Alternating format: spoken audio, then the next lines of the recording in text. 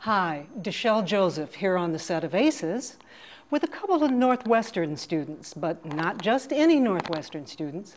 I'm here with Alyssa Detweiler and Amanda Hayes, who are very much involved with ArtsFest that's coming up April 18th to 25th. You bet.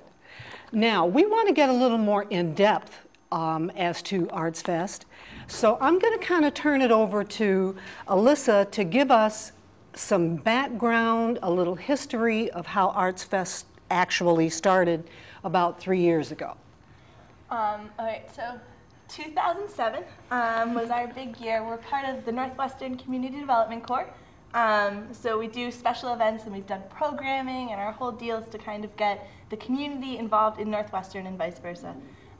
So 3 years ago, the team in charge then decided to develop a spring programming session, and they considered a couple various different ideas and came up with the arts as a very easily identifiable and kind of community spanning project. That'd be a good place to start.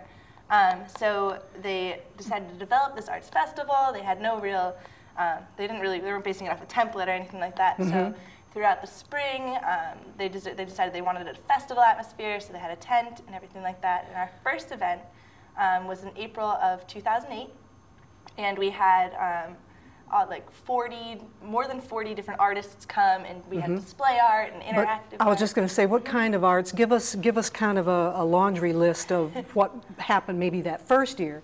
Well, that first year was very concrete. We were split into 3 different tents, kind of attached all in a row. We had our display art section where we had, it was all painting, oil, collage, things like that. Oh, good. We're all going on in display art. We had a performance art section, which was a stage and a bunch of chairs. And we had very meticulously blocked out all these different performances that were going to come in. Poetry readings, dancing. We had a little bit of acting going on, short segments of all these different things. We had tap dancers and singers and a cappella groups and musical instruments. So they all came in.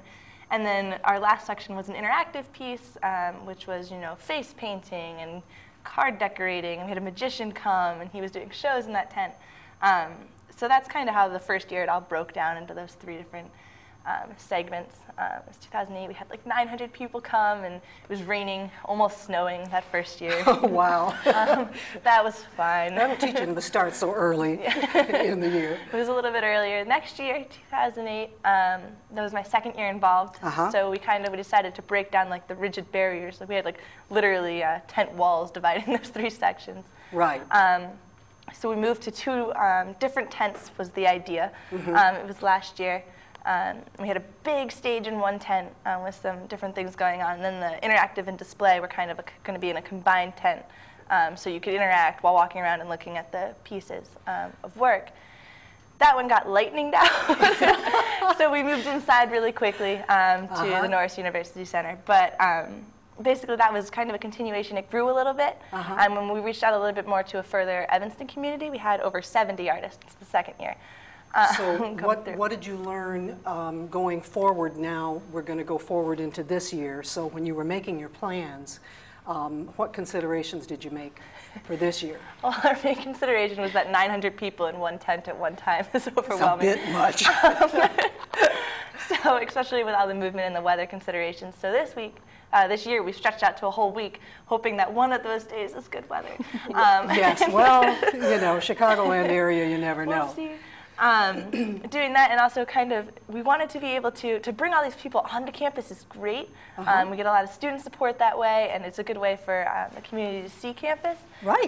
But we have the second part of this mission that we weren't really touching on, which is to get the students out into Evanston. Right. Sometimes you get so boxed in on this little green campus area. Yeah, 6-block radius, and you don't go any farther.